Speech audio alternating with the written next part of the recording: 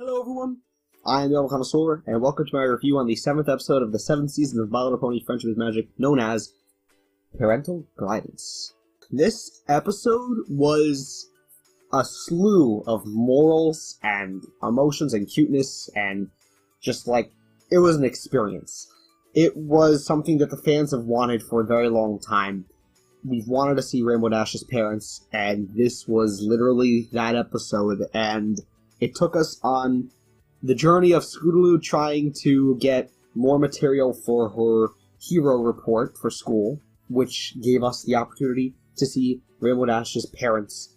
And I have to say, they are pretty relatable to a lot of people that I know. And at the same time, they're the exact opposite.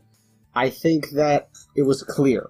Rainbow Dash's parents made Rainbow Dash the pony who she is by the immense amount of support that they gave to her. Yet, it was also a bit too much by giving Rainbow Dash a bit of embarrassment and awkwardness. I think that there are times where we do something in front of our parents and we automatically feel a little more awkward and embarrassed because we're like, this is something that I want to do in front of my friends, and, it's not, something I would do for my parents. Even something as simple as, playing video games with friends. My mom might call me on the phone and ask me what I'm doing, and, I'll say, I'm playing video games with friends or whatever. And I always get that feeling that, Mom, I'm doing what I'm doing at my age, what else would I be doing? But, some parents, unfortunately, don't care about their children that much, and obviously, in many ways, that's much worse. But, of course, there needs to be a balance between the two. And that's sort of what Rainbow Dash was bottling up inside. Rainbow Dash really felt this awkwardness and finally let it all out and, made her parents cry and run away, which made Scootaloo, for the moment, not like Rainbow Dash so much and feel that Rainbow Dash should be much more appreciative. I think that people can take this episode into different paths.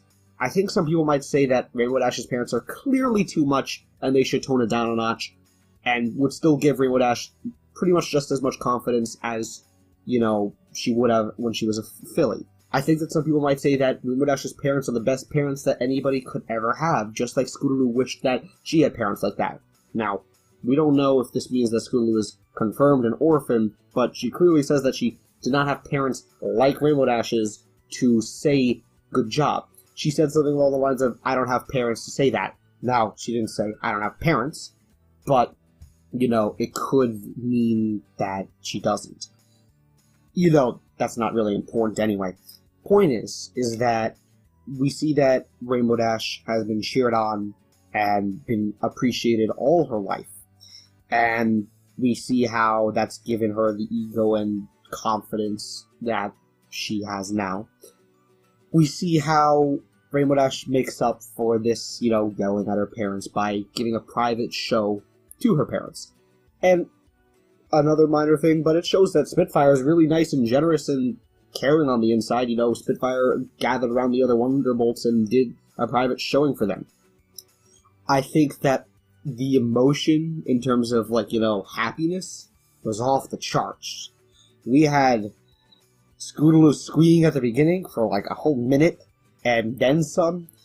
We had, her parents freaking squeeing when they found out that Rainbow Dash was a Wonderbolt. We had cute little baby Spitfire and the Wonderbolts and Derpy, and, that's always a treat. It was nice. And it was nice that we had a little bit of backstory with Rainbow Dash again, and how, from the very beginning, even though Rainbow Dash lost an advanced competition that she was in, her parents cheered her on. Now look, again, another flaw is that parents do need a discipline. And it makes you wonder, did Rainbow Dash's parents never, punish her for doing anything, wrong? Did Rainbow Dash... Because, Rainbow Dash broke a lamp because she learned how to fly for the first time. Now, again, I'm assuming she was very young. But the point is that if Rainbow Dash's parents never punished her, that might explain why Rainbow Dash has such, huge ego and confidence. Maybe even thinking that, she does the right things all the time. We've seen that Rainbow Dash is very rash and can go into things head-on without thinking, and we've seen her learn that lesson too. But now we have an explanation as to why Rainbow Dash, thinks, oh, my way is the best, let's just go in and do it, and it'll be fine. So, maybe we can't blame her all the time. We used to think we could. But this episode opened up our eyes, and I appreciate that. I think that, to end off, the end of the episode was very sweet, made it go all full circle. I like how it started with the CMC, which is sort of how the previous episode ended, and I like how it also sort of ended with the CMC, at least in the classroom setting. And it's really nice that they're giving such spotlight to the CMC. Makes me wonder if they're going to use them in Generation 5 whenever it happens. We see how, just like Twilight was teaching Starlight in comparison to Celestia teaching Twilight, how Rainbow Dash, Rarity, and Applejack are teaching Apple Bloom, Sweetie Belle, and Scootaloo. And it's sort of like we're growing up the next generation.